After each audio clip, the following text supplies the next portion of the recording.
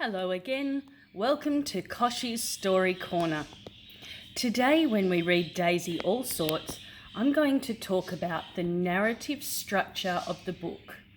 We're also going to tap out some words into syllables. Daisy All Sorts. Let's clap the word daisy. Daisy. Daisy has 2 syllables. Narrative structure is the beginning, the middle, and the end of the story, the problem or what goes wrong, and the solution. At the beginning of the story, we meet Stanley and Daisy, and they decide to go for a walk.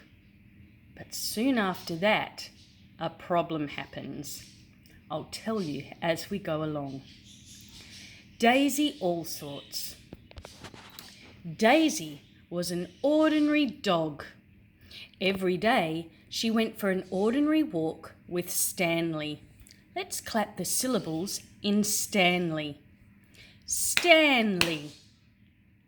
Life had always been ordinary for as long as Stanley and Daisy could remember.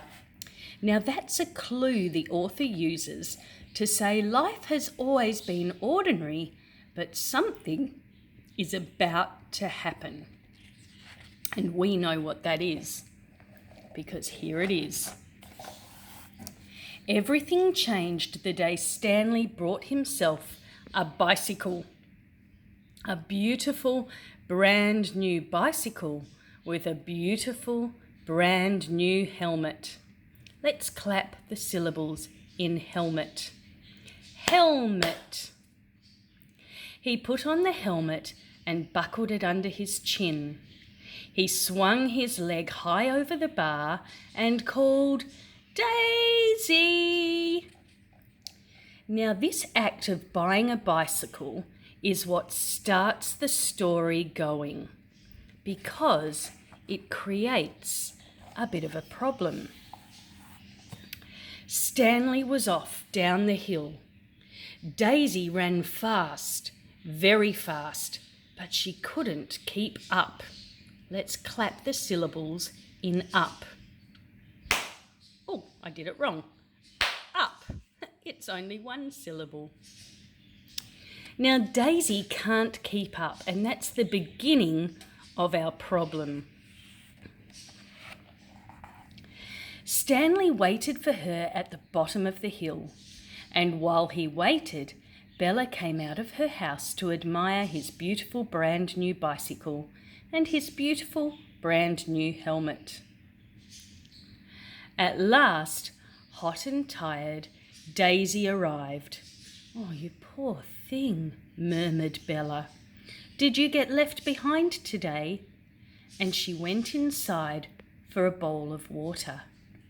Now, what happens next is the beginning of the middle of the story. It's where the middle part starts. From deep down inside her pocket, she pulled out 3 licorice all sorts. The next day, Stanley again waited at the bottom of the hill.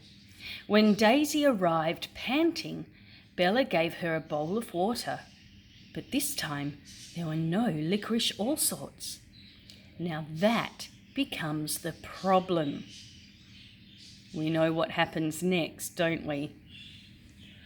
All Daisy could think of were the licorice all sorts. She flopped down and wagged her tail. Well, that's very good, said Bella, but I don't have any licorice all sorts today.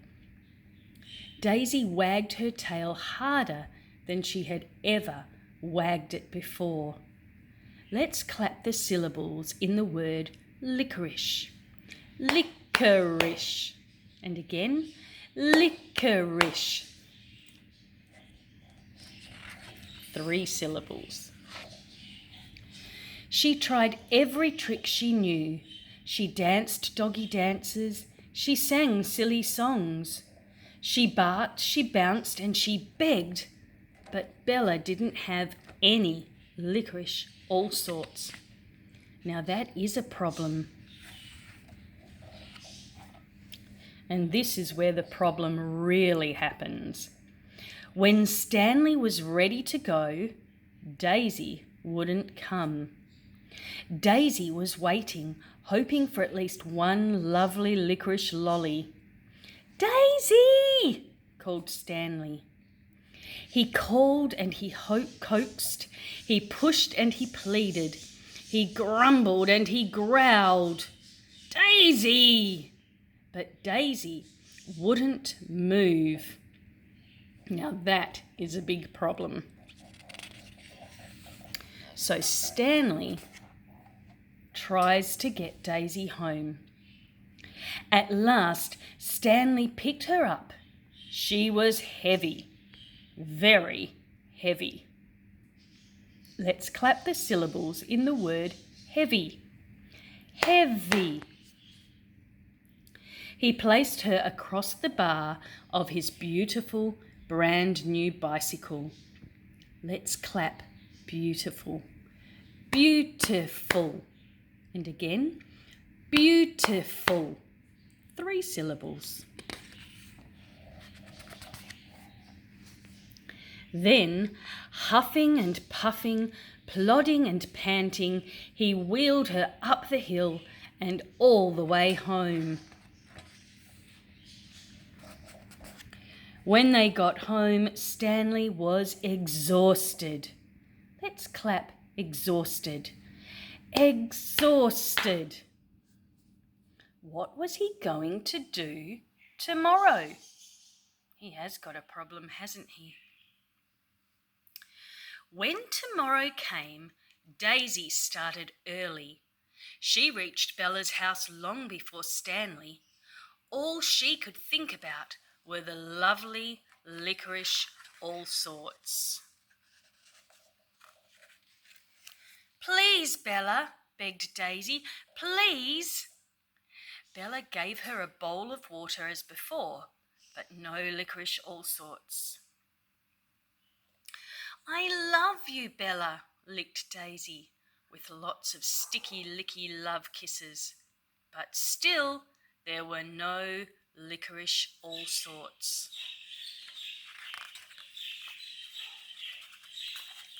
And now we have Bella's solution to Stanley's problem. Since yesterday's fuss, Bella had been thinking, and when Stanley arrived, she handed him a small brown paper bag. "For Daisy, when you get home," she said. "It's a surprise." Now that sounds like a good plan. This time, when Stanley waved goodbye, there wasn't a problem. Now we're coming to the ending part of the story. We've had the beginning, where Stanley bought his bike and Daisy couldn't keep up and Bella gave the licorice all sorts. Then the middle, where Daisy wouldn't go home and Bella came up with a plan for a solution. And now the ending.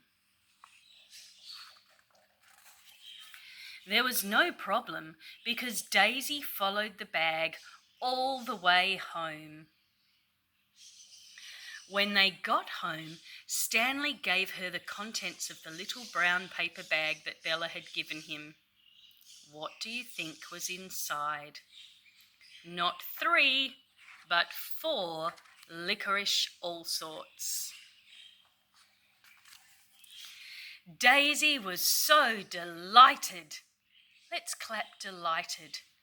Delighted. She danced doggy dances.